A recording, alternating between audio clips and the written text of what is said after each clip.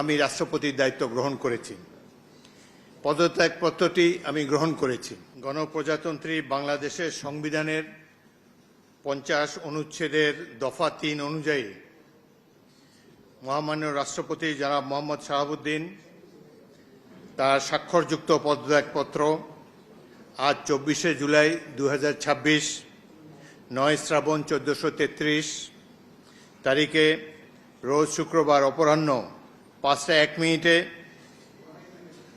আমার নিকট পদত্যাগপত্র দাখিল করেছেন। ফলশ্রুতিতে সংবিধানের 54 অনুচ্ছেদ অনুযায়ী আমি রাষ্ট্রপতির দায়িত্ব গ্রহণ করেছি। পদত্যাগপত্রটি আমি গ্রহণ করেছি এবং জাতীয় সংসদ সচিবালয়ের রেকর্ডে সংরক্ষণ এবং প্রয়োজনীয় প্রশাসনিক কার্যক্রম গ্রহণের জন্য নির্দেশ প্রদান করা হলো।